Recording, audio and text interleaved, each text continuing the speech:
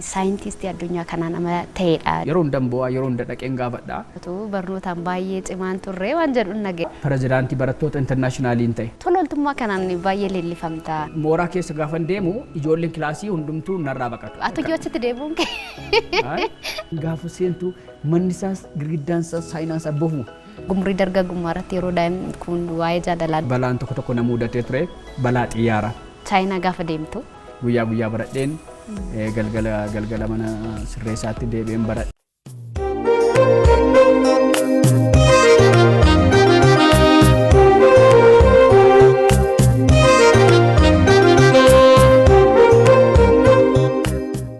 Yooyyaa kabajamtoota daawwattoota keenya kun qophii yooyyaati. Qophii yooyyaa har'aatiin keessummaa nuti addatti isiniif qabannee dhiyaanneeti jirru. Egaa ogummaa isaatiin nama biyya isaa tajaajiludha. Ogummaa barsiisummaatiin kanaan alatti immoo qorannoowwan adda addaa hojjechuudhaan saayintistii addunyaa kanaa nama ta'edha jechaadha. Dooktar Jiineenus jedhama. Haga dhuma sagantaa keenyatti nu waliin turaa isiniin jenna. Dooktar Bagana nagaan dhufte istiidiyoo keenyatti. Sagantaa yooyyaatti naaf feeruu kee guddaa galatoomi. Siisii jedhee beeksise daa'imtamoo irra deebiin sirreessare. Dooktaris jedhamu sin barbaadu, isinis jedhamu sin barbaadu kanaaf Jiineenus duwwaatu gaa. Akkasumatti itti fufte jechuudha. Egaa namni irraa saayintistii addunyaati jedhame kuni ijoollummaa isaatti nama barumsaa keessumaa kutaa tokko amma shanitti gaafa baratu barnootaan baay'ee cimaan turre waan jedhuun naga'e.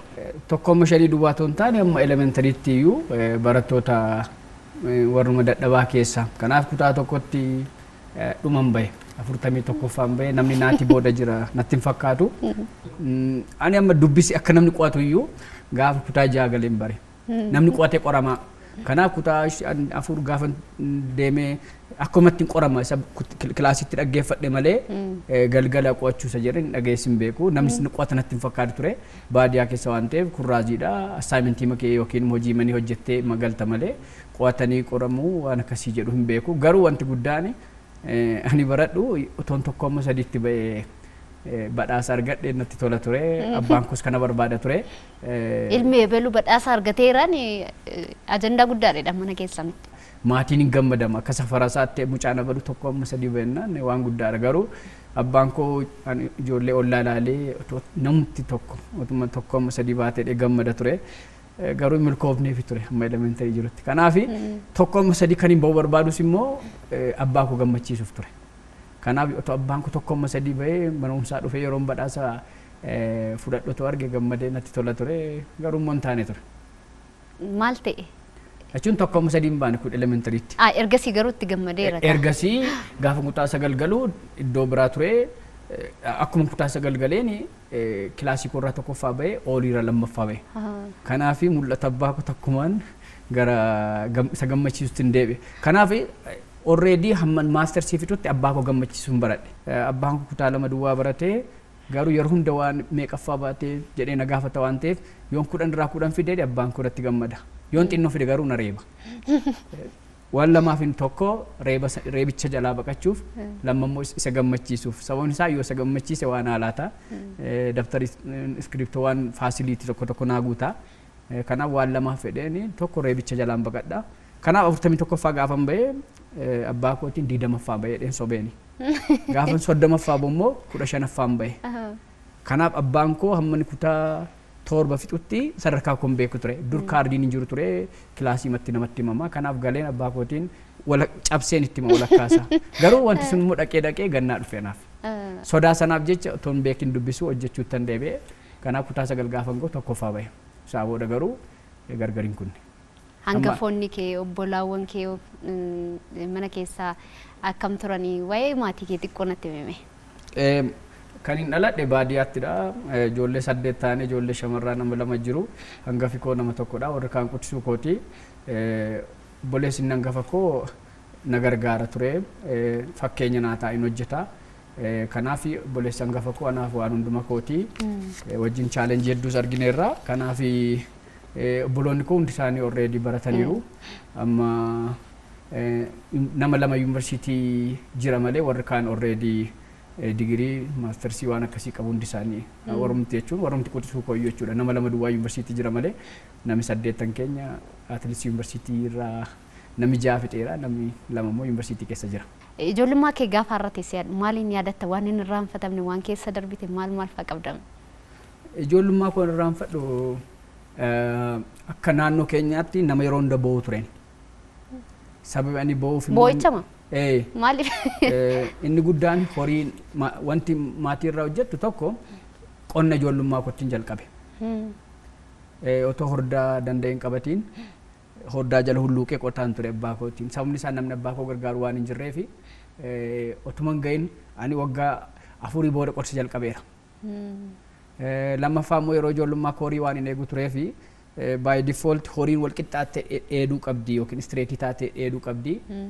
Yoo isheen dheeduudhaa baatte nan aaran ture. Horiin gaafa horiin dheeduu qabdu inni kaan achi gargalee dheeduu hin qabu inni istireetiitti amanan ture. Kanaaf eegeen ishees wal qixxaachuu qabdi mataan ishees wal qixxaattee deemuu qabdi malee duubaaf hundataan hin gammadun ture. Kanaaf yeroo hundumaa nan aara yeroo aaru immoo nan baatu. Qixa qufanii galuu qabu jettee waan yaadduuf jecha. Lafa goodaa keessatti bakka kamittii iyyuu haa ta'u horiin eegeen ishees wal qixxaattee mataan ishees wal qixxaattee dheeduu qabdi. Kanaan ala yoo inni tokko as gargalee naaf hin ta'u ture daa'imummaa kootti. Kanaaf isan irraa hinfadhu. Hanraanfanne keessaa immoo akka mudannootti yeroo kutaa tokko baradhu ture otoo hin gahin hin galee barumsa daa'imummaa kootti hin galee. Sababni isaa immoo abbaan koo kan barumsaa na galchee yeroo hundumaa waan hin aaruuf horii maatii kiyya miila ishee rukuta waan ta'eef horiin keenya hundi isheen okkolti. Kanaaf jecha horii keenya irraanfadhu lammaffaa immoo naannoo keenya bosona waan ta'eef dhagaa darbachaa waan guddadheef waan darbadhe lafa hin bu'u. Kanaaf yoo takka hoolaan fagaa habattu hoolaa gaafa rukutu yeroo tokko hoolaan na jalaa duuteetti. Dhugaa? Eeyyeen. Innaa kanaaf mucaan kun as taa'ee rakkisuu irra gara barumsaa deemuu qabedhanii barumsaa na galchanii waan irraanfanne keessaa gaaf tokko sa'aatiin hin jiru akka ammaa gaaddidduu laallatteetiin ani immoo barsiisaan sodaadhaa. Yerooni gara barumsaa deemuuf jedhu ganama gaafan ka'u hojii hojjedhee biiftuun fagoo jirti. Ani barumsaatu barfatee natti fakkaate hedduma horiirraa gara barumsaatti fiigee gaafa dhaqu manni keenya mana barumsaarraa immoo sa'aatii 1 walakkaadha. Gaafa mana barumsaa dhaqu manni barumsaa cufaadha. Ani achi jala dhaabbadheen boo'a. Wantichi ganaa ijoolleen dhufne ganaa obboroodha. Ani garuu buusee dhaqe. Gaafa ilaalu immoo borsaa koo fidadheen dhufne kan barumsa daftara iyyuu. Wayyuu jarjarara.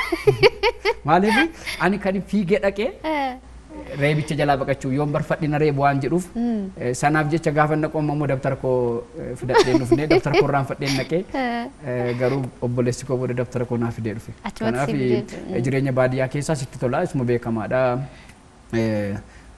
Ibidda jala teessee galgala naasoftaa akka maatiitti raftaa wanti kun jireenya baadiyyaa keessaa lagarra ooltaa waan hundumaa akka ammaa kana otoo hin taane sitti tola jireenya hawaasummaa baadiyyaa keessaa jireenyuma namni tokko argee dabarsee waan ta'eef wanti addaas hin jiru. Kanaaf namni baadiyyaa jireenyicha beeka akka ammaa yoo ta'u baate illee jechuudha. Yeroo baay'ee jireenyi koo qormaataan kan guutame ture jettee Facebook irratti sin barreessita. Interview adda addaa gaafa kennitu illee achirratti kaa'amaa ture. Maal dabarsee tas ga'ee laata dooktar waan jedhu namni kaasuu danda'a. Tarii namni rakkina san keessas jiru amma jiraachuu danda'a waan irraa baratee darbuu danda'u. Maal nu kaasuu dandeessa? Chaalenjiin nama hundumaa mudata. Ana duwwaa mudate jedhee sin yaadu. Hankoos immoo namaatii ol jedhee yaadu. Sababni isaa namni na caala chaalenjii isa mudateeru jiraachuu danda'a. Chaalenjiiwwan ni jettu baadiyyaatti gaafa dhalattu akkuma nama sakaanii jira. Nama hundumaa wajjin fakkeenyaaf kutaa torbatti kophee bitadhee isa dura hin qabu ture. Kun jireenyuma baadiyyaa keessaati. Baadiyyaa keessa haalli wanti faasilitiin hinuma jira. Garuu inni akka chaalenjiitti otoo hin taane akka opportunities jira. Because gaafa rakkattee wantoonni faasilitii sii guutuudhaa baatanii keessaa buuf hojjetta. Kun immoo milkaa'ina sii fidaa. Kun akka chaalenjiitti otoo hin taane wanti ni chaalenjii jedhu jireenya mana sirreessaa yookiin mana dhaatii. Chaalenjoota hedduu argeera. Tokko mana sirreessaa turuudha. Lama na dhukkubaa ture. Sadii balaan tokko na mudatee ture. Fakkeenyaaf balaa konkolaataa, balaa xiyyaaraa. Dhugaa? Gara biraa immoo wanti na mudateeru chaalenjiitti jedhu yaalii tokko yaalii ajjeechaa na mudatee ture. Kanaaf rakkinni jira jedhu kanuma jechuudha. Rakkoo cimaadha. Garuu inni xiyyaaraa sun immoo ulfaataadha. Inni xiyyaaraa biyya Veetnaam keessa ture kan mudate. Hong Kong irraa gara Singapore Global Young Scientist otoo deemaa jiru xiyyaarri ture. Sa'aatii 2 booda rakkoo injiinii jedhanii xiyyaarri sun qilleensaan guutamee garuu galaanarra ture gadi bu'uu hin danda'u galaanuma bukkee deema ture. Hundumti nama ani hin beeku jarri baay'een isaanii warra Eeshiyaa kan afaan walii beeku namni natti dubbatus hin jiru bilaakii nana duwwaadha. Ingiliffa sinaasaan turanii chaalenjii garuu xiyyaarri sun intiniitiin guutameera aaraan guutameera. Ani immoo karaa moggaarran ta'a guyyaadha halkan miti inna galaanumarra deemuu gahee xiqqoo eega deeme baadiyyaa Veetnaam keessa jedhu bu'ee homaas hin taane xiyyaarri sun garuu achi bullee. Miirri jiru garuu maal fakkaata ture gaafuma galaanarratti gaafatee otoo halkan ta'emma sitti mul'atu galaanni. Lammaffaa immoo yoo ol kaatee mul'atu inni kun galaanumarradha guyyaadha akkuma saniin booda garuu xiyyaarri sun achumatti hafee konkolaataatiin nu fuudhanii iddoo Veetnaam bullee iddoo ga'uu qabnu garuu geenye. Kanaaf rakkoo injiinii akka ture injiiniin immoo rakkisaa dhadhanii kanaaf otoo ittiin dhaabbanne ta'e otoo waan galaanicha irratti otoo kufeera ta'e carraan jiraachuu hin jiru ture jechuudha. Baay'ee ulfaataadha dhugaa. Garma barnootaa keettiin si deebisa sarrattee xiqqoo waan baay'ee haasofna jedhee yaada. Inumaayyuu egaa haayiskuulii yeroo seentutti sirriitti cimaa dhuftee amma yuunivarsiitii jirutti innis adeemsa mataasaa qaba ture bu'aa bahii mataasaa qaba ture akkaataa kaasaa turte xiqqoo sarara nu taphachiisime. Haayiskuulii gaafa galu yeroo baay'ee nan dubbadha barumsi anaan elementarii tunatti ulfaata ammaa keessa.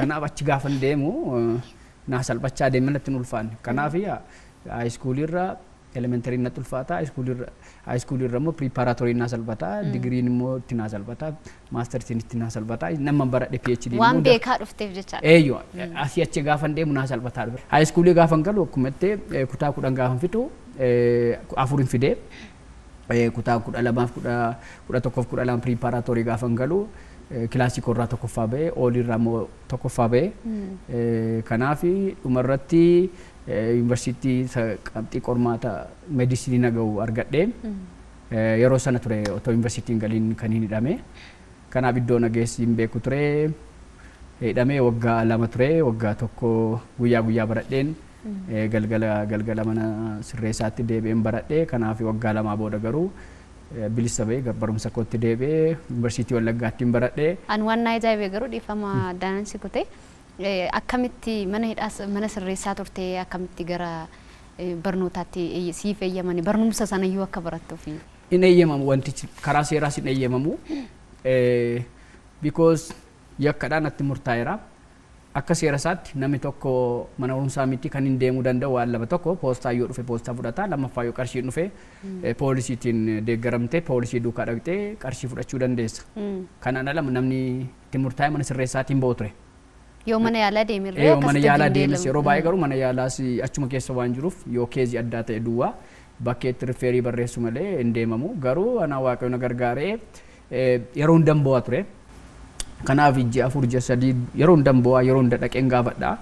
Sababni isaayyuu akkan baradhuuf otoo hin taane waggaa tokko luus waan hin godhee fi waggaa 2ffaa akka carraan sun na jalaan darbarree fi waggaa 7 ji'a 6 booda yeroon ba'u akkan itti fufu wiizdroo akkan guuttadhuuf ture. Wiizdroo immoo otoo hin baratiin hin guuttatan namni tokko atleast ji'a 2 ji'a 3 yookiin simisteera barachuu qaba. Kanaafidha ani gaafa na ayyamanii dhaqeeyyuu torbee 2 dabarseen dhaqee barumsa. Yuunivarsiitii kam ture jecha? Yuunivarsiitii Wallaggaa. Innaa kanaafi torbee 2 dabarseen dhaqee ji'a 3 duwwaa baradhee wiizdroo akkan guutuuf ture malee akkan itti baradhe fufuun miti. Dhumarra garuu jiramitti wanta ati gootu jira waan isaan naan jedhan irraa achiin jedhuun ture. Kanaaf guyyaa baradheen sa'aatii kootti galaa dhumarra simisteera tokko gaafa baradhu 4 fidee innaa ajajaan mana sirreessaa suni Koomaandar Dassaaleen jedhamu isaanii bakka hojiimsaayyuu hankoo hojiimsaayyuu nattaafu ati baradhu naan jedhanii yeroo beeka akka Oromiyaatti yeroo siisteemii sana keessa hin danda'amu waan ta'eef amma namoonni baratan hedduu jiru. Dhiyoo kana mana sirreessaa adda addaa deemee ilaaleera namni baratan jiru haalli mijataan jira yeroo sana garuu hin danda'amu ture. Kanaaf akka Oromiyaatti akka hin baranne dhamee xaalayaa si'amee ka dhufee ture. Dhaaba akka hin barannennaan jarri garuu baay'ee waan na deeggaranii dhoksanii dhaamni irreedhanii xaalayaa deebisanii. Ani garuu barachaa ture. Eegaa si waliin ergumoo kophuma kee baatee deemu? Kophaa hin deema. Atu achitti deebi'uun kee? Kophaama koo baheen ganama baheen galgala deebi'a. Namni naa mallatteesseeru jira. Namni naa mallatteesseeru jira. Namni suni fooloowun godhaa. Kanaaf magaala keessa achi asin goru poolisiin magaalaa naqamtee hundi isaana beeka. Itti himameedha. Fakkeenyaaf mana kaaffee galuu hin danda'u. karaarraa waa achi jechuu hin danda'u. Only yoo lafa deema ta'e lafa gaafan qarshii argadhu lafa taaksii yaabbadha yookiin baasii yaabbadha gaafan kaan immoo lafa deema. Garuu gaafan lafa deemu straightiin deema. Yoo waa bitadhee nyaadhates kaampaasii keessa alaa karaarraa asii achi goruu hin danda'u. Because riskiidha. Namni naa mallatteessuun yoo waan irratti ta'es yoo ani waa godhes naa mallatteesseera waan ta'eef lammaffaa iddoo biraatti yoon argame poolisiin tokko qabee nageessinaan achi deebuu hin danda'u. Kanaaf waan jiru strictly yooma karaarraa burtukaana muuzii bitachuus hin danda'u. Maaliif tokko yoon arge anaaf riskii waan tureef seeronni natti laataman sun anaan na fayyadu waan ta'eef ofitti fudhadheen hojiirra waan an oolchaa tureef iddoon taanitti argameen beeku sa'aatii sin dabarsu yooni konkolaataa baasii argadhe baasii taaksii argadhe taaksii sana dhabnaan garuu miila kootiin sa'aatii tokko walakkaa deemeen baradha. Haalli xiinsammuu jiru maal fakkaata? Amma barattoota achi baratan wajjin mana sirreessaatii deebi'anii barachuun ijoollee biratti illee hiika akkamii qaba ture? Si biratti yoo maal fakkaata ture? Baay'ee ulfaata xiinsammuun maaliif jalqaba yeroo jalqabaa poolisii duukaan deema ture. Yeroo galmee sana eeyyamsiisuu baay'ee didaa ture. Yuunivarsiitiin mana sirreessaa duwwaattuu didee ta'uu hin taane yuunivarsiitiin itti didee ture. Sababni isaa astaayyuu namni milkaa'u lammaffaa immoo leegaalitiin akkas jedhu waan hin jirreef hin fudhannu naan jedhani. Yuunivarsiitiin na didee lammaffaa immoo waanuma jedhan namnaan piraaktiisiif eeyyamtu yoo ta'e mucaa fayyaa baratu waan ta'eef iddoo biraa deemuu danda'u eeyyamtu jedhani. Wantichi immoo hin danda'amu iddoo biraa. Kanaaf na didanii turan xaalayicha irratti booda garuu poolisii duukaa waan hin dhaqaa tureef ulfaataa dhagaa xiinsammuu sana yakkichi mooraa keessa gaafan deemu ijoolleen kilaasii hundumtuu narraa baqatu. Hidhamaadha gaafa jedhamu sammuu namaa keessatti waanuma yakkamaa wayitti fudhatama. Kanaaf mucaa tokkotu beeka ture guyyaa guyyaallee kan hin boqadhu doormii isaa ture. Innaa isa tokko natti qamalee gaafa hundumtuu immoo namni quba natti qaba.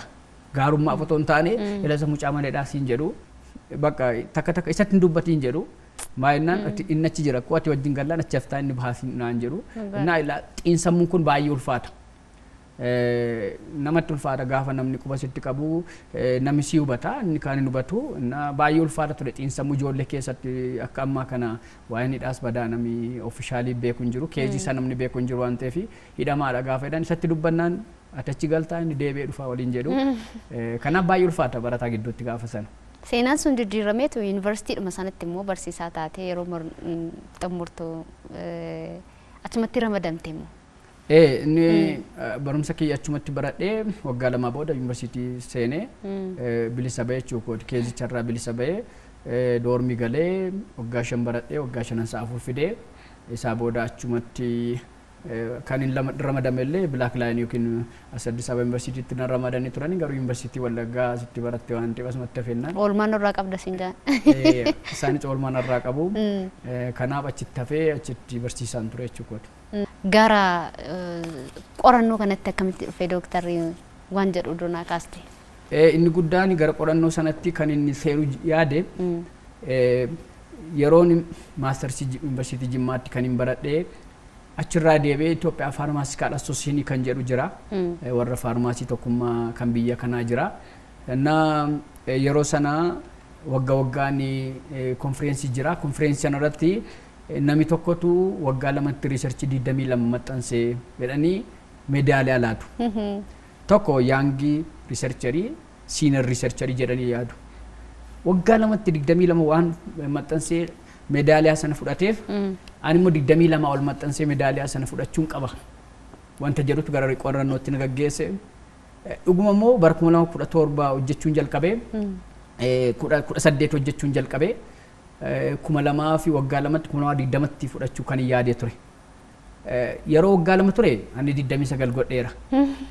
Garuu yeroon sun koovidii waan ta'eef konfireensii sun hafee isaa booda konfireensii sun waan hafeef ani iskoolaarshiippii argadheen deeme isaa booda naan milkoofne ture. Meedaaliyaa sana riisarchii 22 ol maxxansee meedaaliyaa sana fudhachuuf kan yaade bara 2023tti 100 maxxansee meedaalichas fudhadhee wanti ani biyya kana keessatti ittiin sadarkaa biyyatti yaadde addunyaaf wanta badhaasa addunyaaf yookiin immoo fakkeenyaaf suman sila jalqaba jedhee Singaapoor kan hin deeme sababa riisarchii sanaatiin jechuun Hong Kongiin bakka bu'ee jechuu kooti namoota 5 keessaa yaang riisarchar jedhamee Global Young Scientist Singapore irratti kan hirmaadhe baay'ina riisarchii sanaatiin jechuudha. Kanaaf waan Itoophiyaa keessatti badhaasa meedaaliyaa fudhachuuf yaadee ture waan addunyaaf naaf ta'e jechuudha. Kanaaf jalqabni isaa badhaasa meedaaliyaa tokko fudhachuuf ture. Bakki isaa gurraacha fummalu waan jedhu kaasaa turanii bakkaatti hidhattee amma riisarcharii akka hongitti hidhattee fudhatte suni isaan dura abdii sirraan qaban ture erga siidaalanii miti. Achi keessa gaafanni yeroo sana intarneetiin hin jiru ture yeroo Wallaggaa keessa rakkisaa ture gaafan appilaayi godhuyyuu baay'ee ulfaata ture. Appilaayi ma gochuuf iyyuu Finfinnee fa'aa dhufa ture. Takka takka message emailii deebisuudhaaf scholarship sanaaf emailii deebisuudhaaf message ergeen namatu faanaa erga ture. Innaa baay'ee ulfaata ture.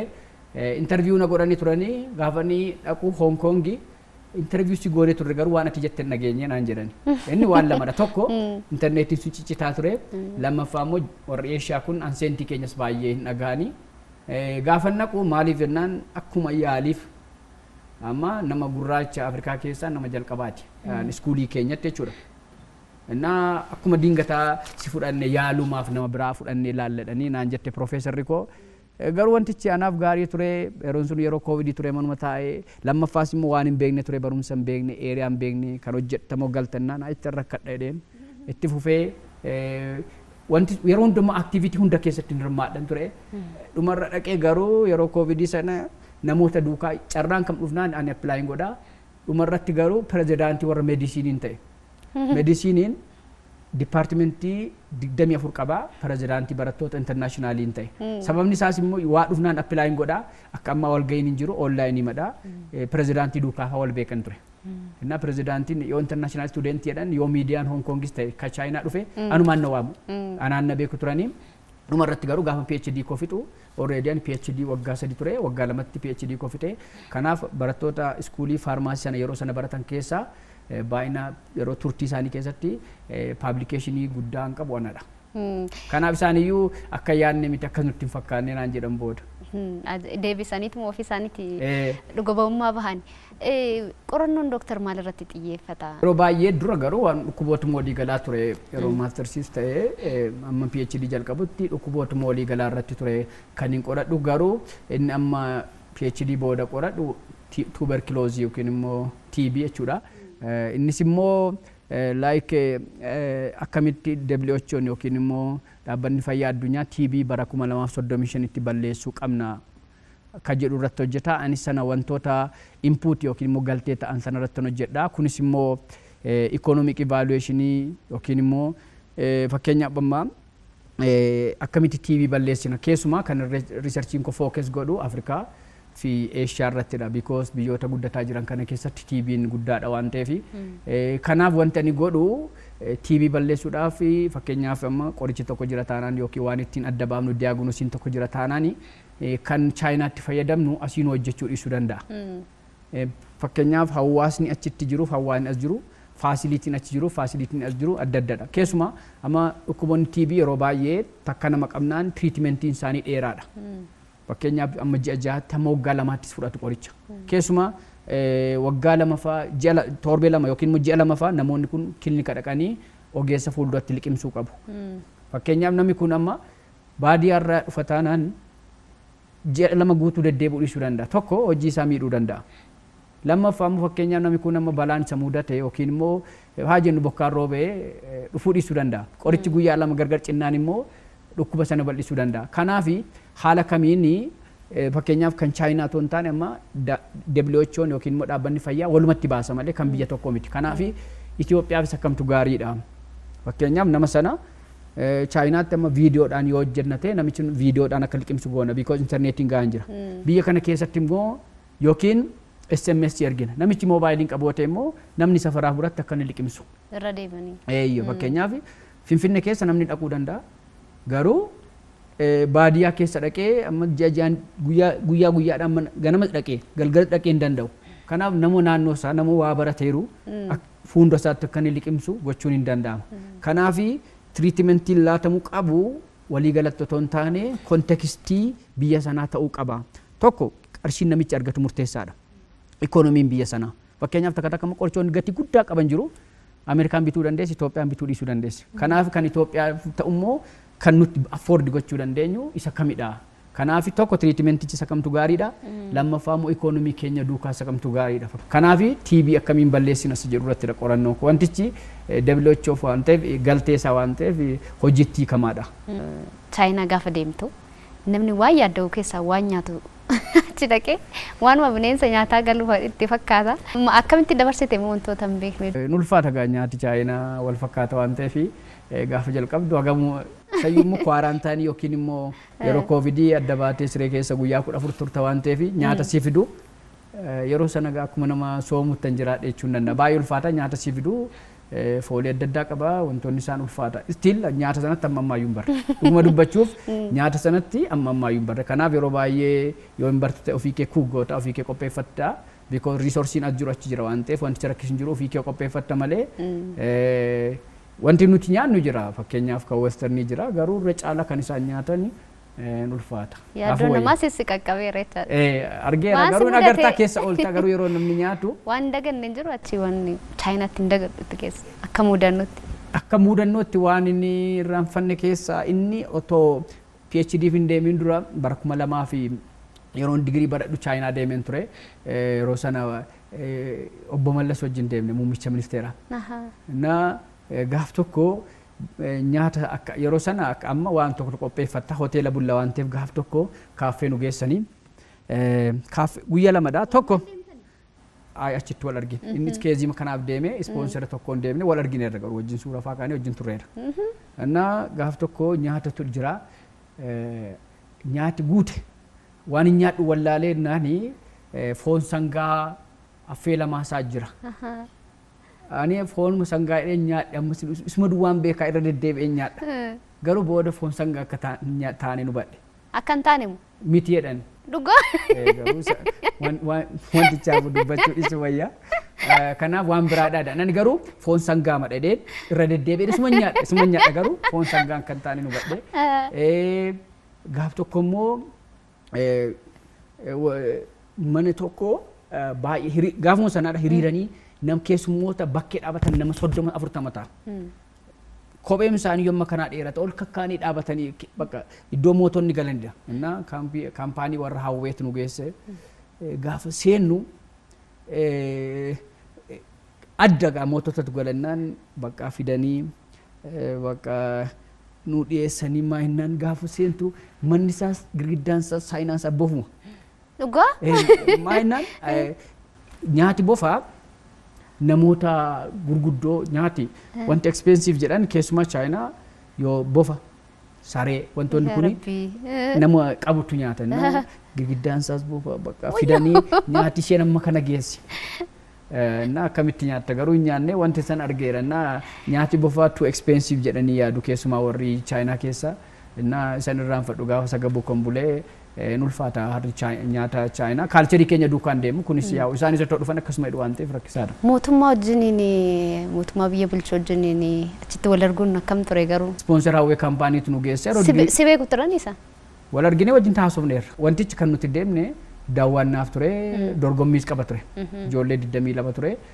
Abbaanii tokkoffaa bahee makiinaa fudhataa abbaan lammaffaa bahedhanii nu baasanii ani garuu tokkoffaa bahee badhaasichi iddoo dhaqee mammaa warri ministeera barnootaa naa gaafatanii dadhabanii garuu tokkoffaa baheen ture. Innis wantichi barreeffama ture yeroo hundumaa Chaayinaa keessa deemnee daawwanneetu dhumarratti maal bartee fi asitti ture silaa badhaasichi. Asitti sinii dhufaa jedhan gaafa deebinu barreessina ture tokko Chaayinaarraa maal bartani. Itoophiyaan akka Chaayinaatti guddachuudhaaf wal fakkaatu waan ta'eef Chaayinaan yeroo dhiyootti kan isheen guddatte Itoophiyaan Chaayinaarraa maal baruu qabdi jettanii barreeffama barreessitu gabaasa jechuun bakka maal bartani Itoophiyaan maal gochuu qabdi fakkeenyaaf haala hojii ta'uu danda'a teknoolojii ta'uu waan hedduu barreessine naani barreessee tokkoffaa baheen ture jechuun sadarkicha kan nu baase hawwee kaampaanii sanaa fi warra ministeera barnootaa ture tokkoffaa baateettaadhanii garuu badhaasicha ammayyuu hin fudhanne jarri sinaa gaafatanii dadhabanii amma garaan kochitti fayyadachuudha. Dhugaa baay'ee nama gaddisiisa. Tola ooltummaa kanaan baay'ee leellifamta. Inumaayyuu malan dhagee yeroo barataa turteetti kophee haxooftee maallaqa achirraa argattee tola ooltummaadhaaf kennitaan dhagee. Tola ooltummaa kan hin jalqabe jireenya sababa namootaati. Yeroon mana sirreessaa ture namootatu na gargaaree na barsiisaa ture. Namoonni suni Ofii koos hojii humnaa hojjechaan ture mana sirreessaa keessatti guyyaatti qarshii tokkoon hojjechaan ture. Yeroo mana sirreessaa fa'aa jijjiiru immoo jijjiirradhu immoo namoonni saantima 30 walitti buusaniitu mana sirreessaa naa geeddaranii. Yeroon taaksii dhabus immoo saantima 30. Saantima 30 jechuun abbootii jaarsoliitu guyyaa shunkurtii kukkutee guyyaatti deeyilii inkaamii isaaniiti. Kanaaf guyyaatti kan isaan argatan saantima 30. Saantima 30 sana walitti buusaniitu ittiin baradhu jabaadhu boor nama taataa. Nuni du'uu dandeenya. Ati boor nama taataa yoo asitti hafne ijoolleen keenya naan jedhu turani. Ijoollee keenyatu nu gargaartaa jedhu. Kanaaf yeroo mana gadi ba'u nama rakkate arginaan ijoollees jara sanaatti fakkaatu. Maaliif tiraawummaa sana waan ta'eef jaroonni suni baay'een isaanii dhuguma achi keessatti kan boqotan jiru. Waggaa 70-80 dha. Iddoo jiran hin beeku. Garuu yoo oolmaa jara sanaa baasuudhaa baadhee atliistii namni hundumtu sammuu kootti kan hin dhufu ijoollee jara sana. Wanti sun jireenya koo keessatti akka nama gargaaru jireenya koo keessatti ta'e kanaaf erga mana sirreessaatii ba'ee yeroo hundumaa karaa charchii tokko karaa namoota tokko uffatan geessa ture walitti qabeen geessa namoota deeggaraan ture karaa charchiitti immoo kophee qulqulleessee gargaaran ture fakkeenyaaf yeroon jimma baradhu ture ijoollee abbaa haadha qabne ijoollee 24 hin qaba ture. Inni kaan kolleejjii barata inni kaan yuunivarsiitii Diillaa jira inni kaan Jimma jira inni kaan Wallagga jira jechuun bakka akkuma fakkeenyaaf yoo eebbifama ta'e suufiin bitaa fi yoo gatii barumsaa kaffala ta'e gatii barumsaan kaffalaa fi garuu kan hojjedhu tokko namarraa gargaarsa nan kadhadha. Ofii koo miindaa kootti dabala takka miindaamti ofii koo hin hanqatee yeroo namarraa liqeeffadhu jira. Namicha tokko irraa liqeeffadha amma ji'atti miindaatti jedheen.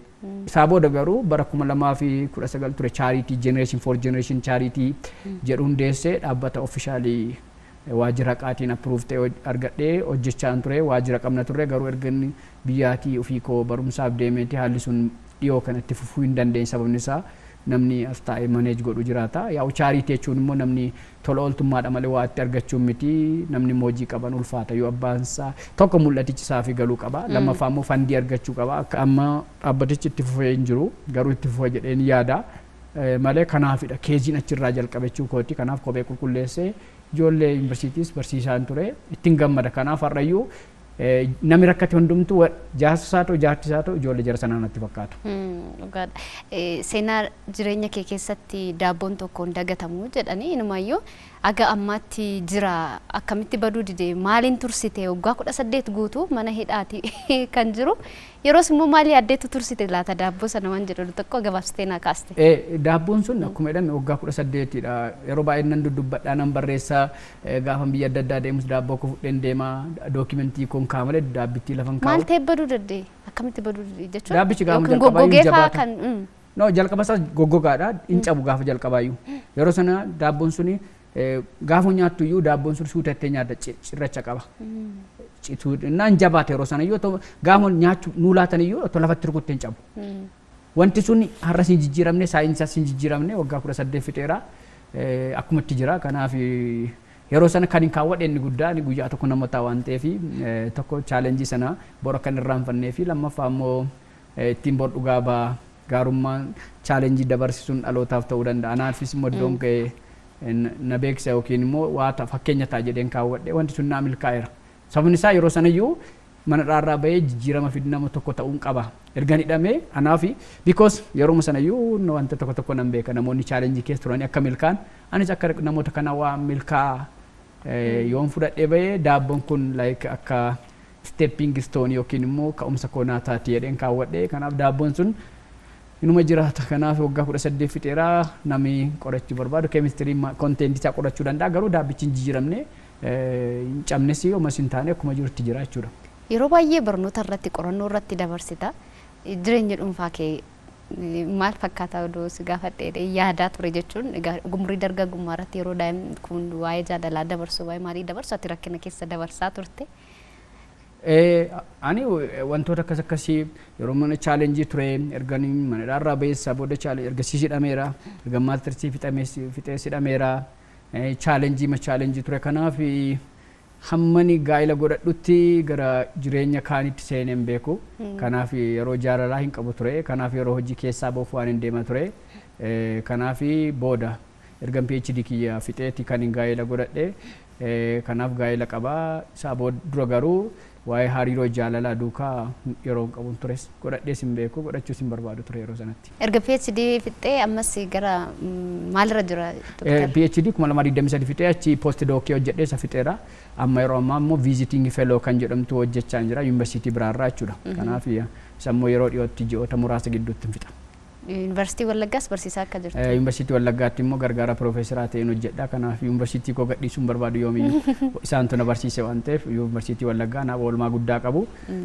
Kanaaf yuunivarsiitii Wallaggaa irra immoo achis nan barsiisa. Maal milkeeffattee darbuu barbaadda ammallee waan yaaddee san amma galmaan gaatteerta gara fuulduraatti maalidha kan jedhan nan milkaa'e otoo hin taane milkaa'uuf jechaa hin jiran fakkaata fuulduratti reefuun jalqaba sababni isaa waaqayyo duukaa namni mul'ata qabaa galma geensa qabaa inni tokko milkiisa tokko milkii ta'uu dhiisuu danda'a inni tokko yoo konkolaataa tokko bitee milkaa'uu danda'a inni tokko immoo 10 bitee milkaa'uu dhiisuu danda'a kanaaf akka dhuunfaa kootti ani gara fuulduraatti hojii qorannoo kootti fufuun barbaada waan lamadhaa tokko hojii qorannoo kootti fufuun barbaada lamaffaa barsiisummaa sadaffaa irratti immoo chaaritii koo tiin namoota gargaaruun barbaada kanaaf biyya koos dhaloota samman danda'e wanta waaqoon haalaatiin sarbii gochuun barbaada kanaaf inni guddaan addunyaa tokkoof otoo hin darbiin waan hin dabarre tokko buusee darbuun barbaada kanaaf inni guddaan immoo milkii caalummaa yeroo hunda kan hin dubbadhu jiraachuudha kanaaf jiraachuuf immoo fayyaa ta'uun gaariidha waaqayyo immoo fayyaa akka nu godhu hunduma keenya na hawwaachuudha. Ulfaadhu galatoomii yeroo gaarii waliin dabarsinee egaa fuulduratti immoo milkaa'ina guddaarra geessee kana caalaa akka wal arginu abdiin qaba. Anis guddaa galatoomii carraa kana naalaachuu keetiif anis muuxannoof muudannoo akkasumas immoo wantoota jiran hiruu kootiif carraa naalaachuu keef guddaa galatoomii. Kabajamtoota daawwattoota keenya qophii yooyyaa har'aatirraa Dr. waan hedduu barattanii jirtu jedhee yaada muuxannoowwan gurguddaa keessa darbeerraa waan hedduu qooddattan jedhee yaada akka irraa barattan akka ittiin bashannantanis abdii qabna qophii yooyyaa har'a gaman maan xumurreetii jira torban keessummaa biraatiin walitti deebina nagaatti.